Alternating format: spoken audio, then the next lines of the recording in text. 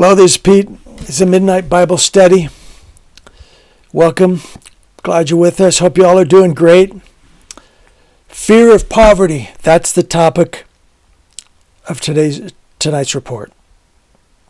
You know, there's a story of an old man. It was a true story back in the 1930s. There was an old man, and he lived in a shack. He lived in a pathetic shack. I mean, the people who went by this shack, it was kind of an eyesore, and people saw it. I mean, it needed paint. The paint was peeling off the sides. There was, the roof had curved tiles in it because of, they were overly weathered and it leaked, and it just looked bad. And so, and then the old man himself looked bad because his clothes were old. He didn't even wash them, and some people claimed he wouldn't even spend money on soap. He didn't even use soap. He was so poor, and so he was filthy. Couldn't even buy a decent pair of shoes, and he lived in this shack and he was sort of people kind of stay away from him because he was this it made him uncomfortable. So it's a true story, this old man back in the old days. And then he died, and eventually people figured out that they took his body away when he died, and they found he had a little. The inside of the shack was sad. It was just barren. The guy was living like in the most impoverished circumstances you can imagine.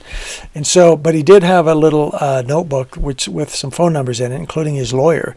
And the police were surprised about this, that he even had a lawyer. I mean, how could a guy like this even have a lawyer? So anyway, they called the lawyer just to see what's going on, and the lawyer knew who the relatives were, and they called his relatives. Now the relatives came up to clean out the shack and get his last effects. Turns out they get in there and they were embarrassed by it and saddened and depressed because this was like their relative who had fallen into this state and died.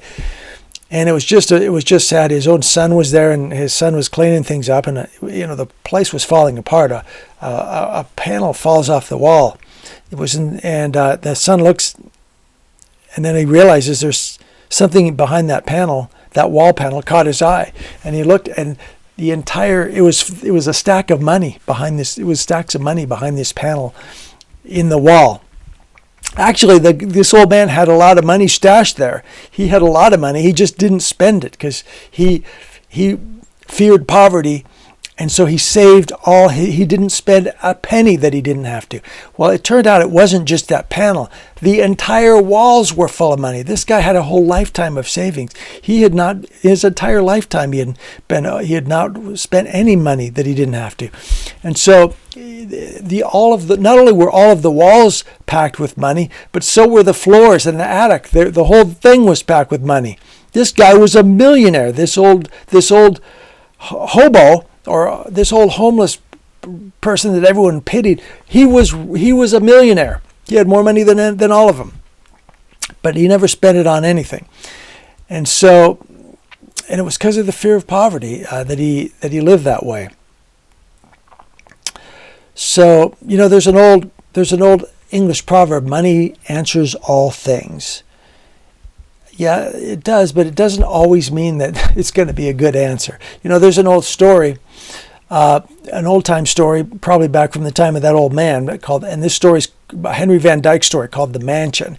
And there was a wealthy man who had a huge mansion, and he was a proud man. This was the kind of man who could say with pride, money answers all things, because he had it, and he could solve all his problems with money. One of his problems was his health was declining, unfortunately, and he had a doctor who came over, and the doctor couldn't save him. The doctor was a very humble man, a poor doctor, as it turns out. This is the old times. And the doctor basically had a lot of good works on his hands. He helped a lot of people and did a lot of good things, but he didn't have a lot of money. He was a poor man. But he had this wealthy client of his patient died. a very wealthy man, and he went to heaven. He did make it to heaven, but when he got there, he was shocked to find out that his mansion was actually a shack in heaven. He was given a shack. This man who was used to living in a mansion, and not long after, the doctor died also. And this poor doctor who lived in the most humble circumstances got to heaven, and he had the mansion in heaven because he had lived right, and he had forwarded all the. It said that he had forwarded all the necessary materials by the way he had lived during his life. There's a parable in the Bible, Matthew 6:19 and 20. Treasures in heaven. Do not store up for yourselves treasures on earth where moths and vermin destroy, where thieves break in and steal, but store up for yourselves treasures in heaven where moths and vermin do not destroy, and where thieves do not break in and steal. Like that doctor. In the old times, the old days, Bible times, the Easterners, their wealth was in their garments. They had these beautiful, costly garments embroidered with gold and silver. And that's how they displayed their wealth and prestige. The only problem was there was moths, and there still are. I even have some very humble sweaters with moth holes in them.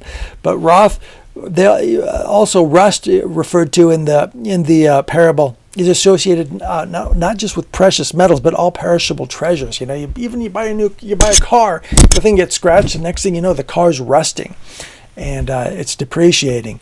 And the thieves associated with imperishable treasures in the Eastern mind, they would bury their imperishable treasures, bury them. That's where they keep their wealth. The only problem was thieves could dig them up, so these wealthy people had to live in fear. So the parable says, do not store up for yourselves treasures on earth, but store up for yourselves treasures in heaven, where moths and vermin do not destroy, and thieves do not break in and steal. So there's an old legend, it's told by a certain Mrs. Jameson. Our Lord appeared to St. Thomas and sent him to King Gondopharus.